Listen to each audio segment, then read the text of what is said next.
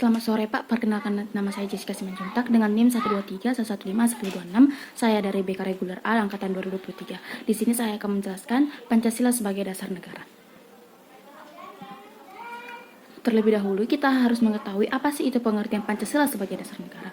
Pancasila sebagai dasar negara yang tercantum dalam pembukaan Undang-Undang Dasar Negara Republik Indonesia 1945 memuat esensi seperti ketuhanan, kemanusiaan, persatuan, kerakyatan, dan keadilan sosial. Pancasila sebagai dasar negara dalam pengertian ini sering disebut sebagai falsafah bangsa. Dalam hal ini, Pancasila digunakan sebagai dasar mengatur pemerintahan negara, atau dengan kata lain Pancasila digunakan sebagai dasar untuk mengatur penyelenggaraan negara. Dalam tulisan Mahfud MD 2007 menyatakan bahwa dari sisi hukum, Pancasila sebagai dasar negara melainkan kaidah-kaidah penuntut hukum.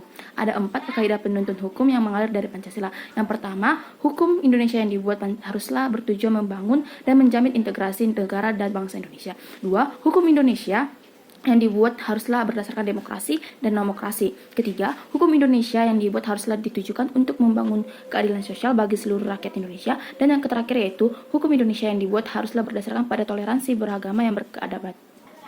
B. Konsep negara, tujuan negara, konsep dasar negara, dan urgensi Pancasila sebagai dasar negara.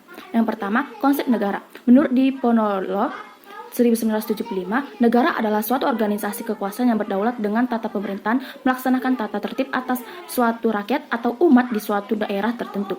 Diponegoro menyimpulkan 3 unsur yang menjadi syarat mutlak bagi adanya negara, yaitu yang pertama unsur tempat atau daerah, wilayah atau teritori. Yang kedua unsur manusia atau umat, rakyat atau bangsa. Dan yang terakhir unsur organisasi atau tata kerjasama atau tata pemerintahan. Yang kedua tujuan negara.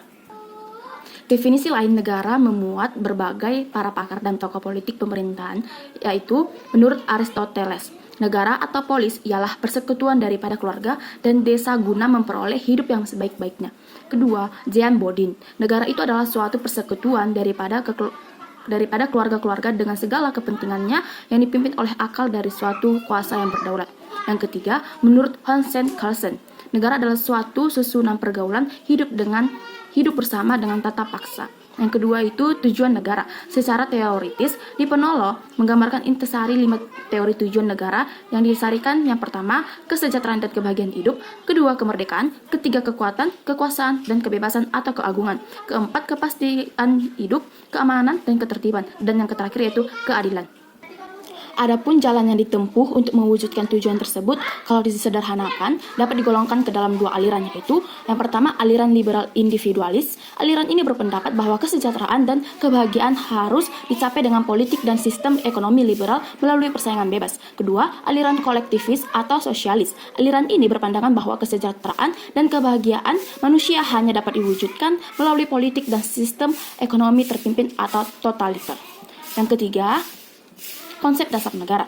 Secara etimologis, istilah dasar negara maknanya identik dengan istilah Grunddom atau norma dasar, Rechtsstaat atau cita hukum, Staatsstaat atau cita negara, filosofis Grundgesetz atau dasar filsafat negara. Secara terminologis atau secara istilah, dasar negara dapat diartikan sebagai landasan dan sumber hukum dalam membentuk dan menyelenggarakan negara.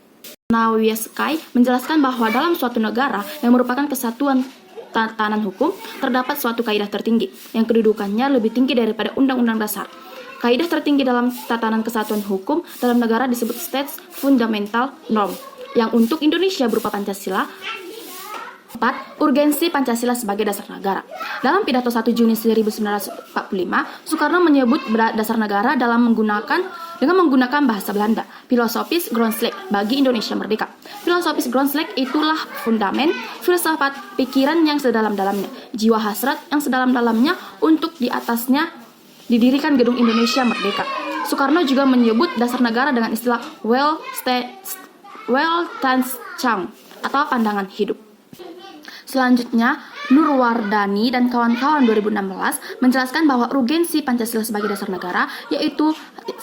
Agar para pejabat publik dalam menyelenggarakan negara tidak kehilangan arah, dan 2. Agar partisipasi aktif seluruh warga negara dalam proses pembangunan dalam berbagai bidang kehidupan bangsa dijiwai oleh nilai-nilai Pancasila. Dengan demikian, pada gilirannya, nanti cita-cita dan tujuan negara dapat diwujudkan sehingga secara bertahap dapat diwujudkan masyarakat yang makmur dalam keadilan dan masyarakat yang adil dan dalam kemakmuran. C. Hubungan antara proklamasi dengan pembukaan Undang-Undang Dasar 1945. Pada hakikatnya, proklamasi 17 Agustus 1945 bukanlah merupakan tujuan semata-mata, melainkan merupakan suatu sarana, isi, dan arti yang pada pokoknya memuat dua hal. Yang pertama, pernyataan kemerdekaan bangsa Indonesia, baik pada dirinya sendiri maupun terhadap dunia luar. Kedua, tindakan-tindakan yang segera harus diselenggarakan berhubungan dengan pernyataan kemerdekaan itu. Di dalam pembukaan Undang-Undang Dasar 1945, tepatnya pada alinea ketiga, terdapat pernyataan kemerdekaan yang dinyatakan oleh Indonesia. Maka, dapat ditentukan letak dan sifat hubungan antara proklamasi kemerdekaan 17 Agustus 1945 dengan pembukaan Undang-Undang Dasar 1945. Yang pertama itu disebutkan kembali pernyataan kemerdekaan dalam bagian ketiga. Pembukaan menunjukkan bahwa antara proklamasi dengan pembukaan merupakan suatu rangkaian yang tidak dapat dipisah-pisahkan. Kedua, ditetapkannya pembukaan pada 18 Agustus 1945 bersama-sama ditetapkannya Undang-Undang Dasar. Presiden dan Wakil Presiden merupakan realisasi bagian kedua proklamasi. Ketiga, pembukaan hakikatnya merupakan pernyataan kemerdekaan yang lebih terperinci dari adanya cita-cita luhur yang menjadi semangat pendorong ditegakkannya kemerdekaan dalam bentuk negara Indonesia merdeka, berdaulat, bersatu, adil, dan makmur dengan berdasarkan asas kerohanian Pancasila.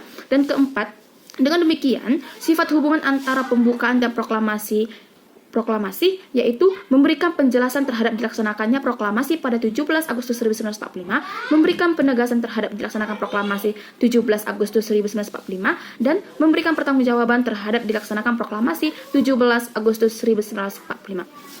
D. Hubungan antara Pancasila dengan pembukaan Undang-Undang Dasar Negara Republik Indonesia tahun 1945. Berdasarkan formulasi Stufen's teori dari Hans Kelsen, menurut Abdullah 1984, hubungan Pancasila dengan pembukaan Undang-Undang Dasar Negara Republik Indonesia tahun 1945 dapat digambarkan dengan piramida, yang dimana bagian atas itu adalah pembukaan, di bagian tengahnya itu batang tubuh Undang-Undang Dasar 1945, dan pada bagian yang terakhir yaitu rakyat. Pada gambar tersebut menunjukkan Pancasila sebagai suatu cita-cita hukum yang berada di puncak segitiga. Pancasila menjiwa seluruh bidang kehidupan bangsa Indonesia.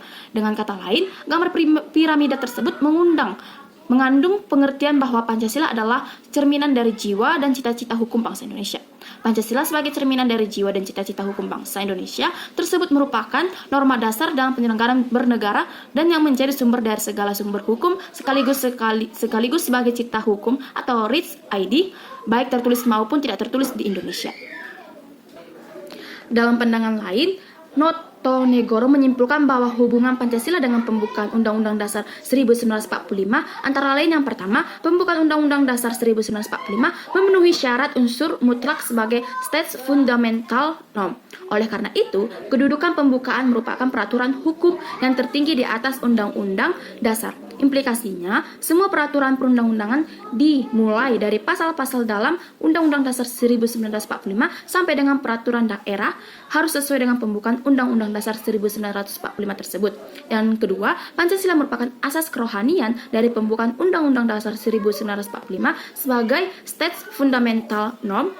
Secara ilmiah akademis, pembukaan Undang-Undang Dasar 1945 sebagai States Fundamental Norm mempunyai hakikat kedudukan yang tetap, kuat, dan tak berubah bagi negara yang dibentuk. Dengan perkataan lain, jalan hukum tidak lagi dapat diubah.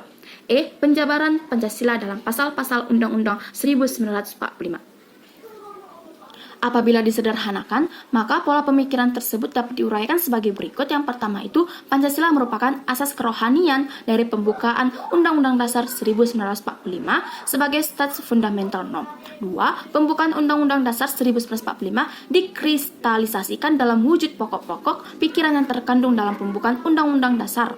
Ketiga, pokok-pokok pikiran yang terkandung dalam pembukaan Undang-Undang Dasar 1945 terjelma dalam pasal-pasal Undang-Undang Dasar 1945. Untuk F, implementasi Pancasila dalam pembuatan kebijakan negara khususnya dalam bidang politik, ekonomi, sosial budaya, dan HANKAM. Yang pertama itu di dalam bidang politik. Saya jelaskan di dalam bidang politik. Implementasi Pancasila dalam perumusan kebijakan pada bidang politik dapat ditransformasikan melalui sistem politik yang bertumpu kepada asas kedaulatan rakyat berdasarkan konstitusi, mengacu pada pasal 1 ayat 2 Undang-Undang Dasar 1945. Beberapa konsep dasar implementasi nilai-nilai Pancasila dalam bidang politik yang dapat dikemukakan dalam dua dapat dikemukakan. Yang pertama, sektor suprastruktur politik. Adapun yang dimaksud dalam suprastruktur politik adalah semua lembaga pemerintah seperti legislatif, eksekutif, yudikatif, dan lembaga pemerintah lainnya baik di pusat maupun di daerah. B. Sektor masyarakat. Pada uraian terdahulu telah dikemukakan bahwa yang dimaksud dengan infrastruktur politik yaitu lembaga-lembaga sosial politik seperti organisasi kemasyarakatan, partai politik, dan media massa. Dalam sistem politik, infrastruktur politik tersebut berfungsi memberikan masukan kepada suprastruktur politik dalam menghasilkan kebijakan publik yang menyangkut kepentingan umum. Yang kedua, di bidang ekonomi. Mengacu pandangan dari Yarto dalam Oesman dan Alfian pada tahun 1933, dapat 5 prinsip pembangunan ekonomi yang mengacu kepada nilai Pancasila. Yang pertama itu ketuhanan yang Maha Esa.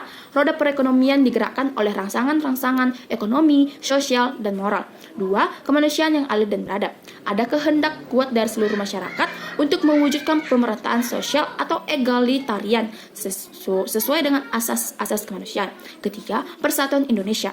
Prioritas kebijaksanaan ekonomi adalah penciptaan perekonomian nasional yang tangguh. Hal ini berarti nasionalisme menjiwai setiap kejaksaan dan ekonomi. Keempat, kerakyatan yang dipimpin oleh hikmat kebijaksanaan dalam permusyawaratan perwakilan.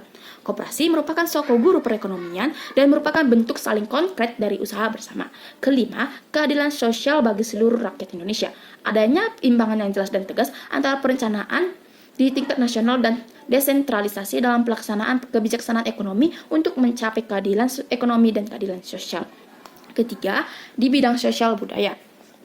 Sejatinya masyarakat Indonesia memiliki karakter hidup bergotong royong sebagaimana disampaikan oleh Bung Karno dalam pidatonya pada tanggal 1 Juni 1945. Namun, akhir-akhir ini semangat kegotong royongan di kalangan masyarakat menunjukkan gejala yang semakin luntur.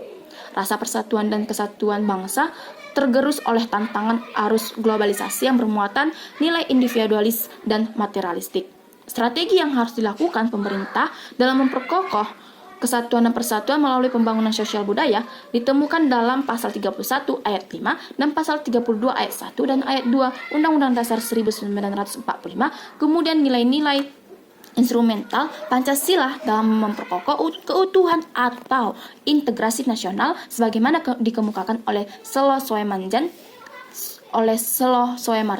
dalam Oesman dan Alfian bahwa kebudayaan suatu masyarakat dapat berkembang. Yang keempat, di bidang Hankam.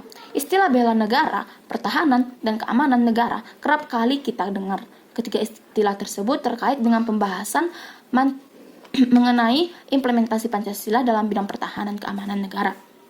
Saya sampaikan, saya ucapkan terima kasih.